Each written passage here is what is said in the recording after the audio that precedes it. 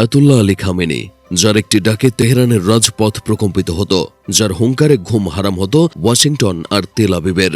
দীর্ঘ কয়েক দশক ধরে তিনি ছিলেন পশ্চিমা শক্তির গলার কাটা। কিন্তু আপনি কি জানেন, এই ক্ষমতাশালী সাম্রাজ্যের নেপথ্যে এমন একজন মানুষ ছিলেন যাকে বলা হয় ইরানের ছায়া শাসক। পশ্চিমা গোয়েন্দা সংস্থাদের কাছে তিনি এক মূর্তিমান আতঙ্ক। লোকে বলে তিনি তার বাবার চেয়েও খ্যাপাটে এবং আরো বেশি আগ্রাসী। বলছি আয়াতুল্লাহ খামেনির দ্বিতীয় পুত্র মোস্তফা খামেনির কথা।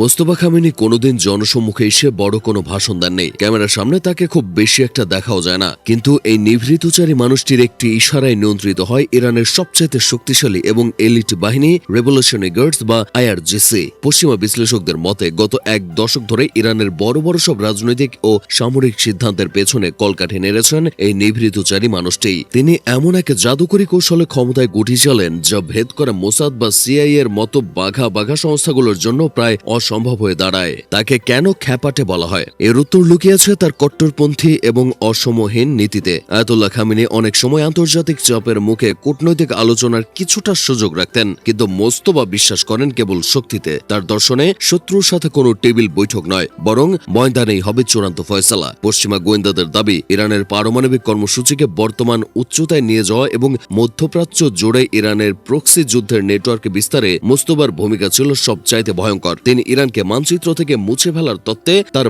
বাবার চেয়েও কয়েক ধাপ এগিয়ে। কেবল সামরিক শক্তি নয়, মোস্তফা খামেনি একজন উচ্চ শিক্ষিত এবং প্রখর ধীর সম্পন্ন ধর্মীয় পণ্ডিত। ইরানের পবিত্র নগরী কোমে তিনি দীর্ঘ সময় ধরে উচ্চতর ধর্মীয় পাঠদান করেছেন। সামরিক বাহিনীর ওপর প্রভাব এবং গভীর আধ্যাত্মিক জ্ঞান, এই দুইয়ের দুর্লভ মিশেল তাকে ইরানের পরবর্তী সর্বোচ্চ নেতা বা রাহবার পদের সবচাইতে শক্তিশালী দাবিদার করে তুলেছে। যদিও ইরানের সংবিধানে সরাসরি উত্তরাধিকারের কোনো নিয়ম নেই, কিন্তু ইরানের নীতি নির্ধারক সংস্থাগুলোর ওপর মোস্তফার যে নিয়ন্ত্রণ, তাতে তার সিংহাসনে বসা এখন সময়ের ব্যাপার মাত্র।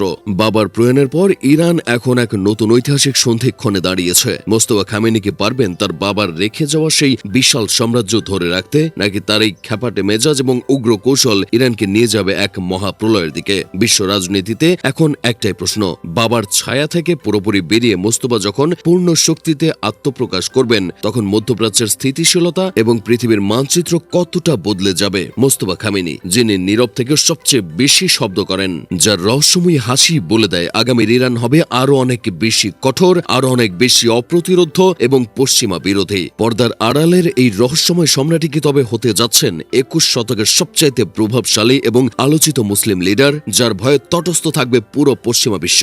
উত্তরটি হয়তো লুকিয়ে আছে আগামীর মহাকালের গর্ভে। তবে একটি বিষয় নিশ্চিত, মোস্তফা খামেনির হাত ধরে ইরান এখন এক নতুন এবং ভয়ঙ্কর রোমাঞ্চকর যুদ্ধ পদার্পণ করতে যাচ্ছে।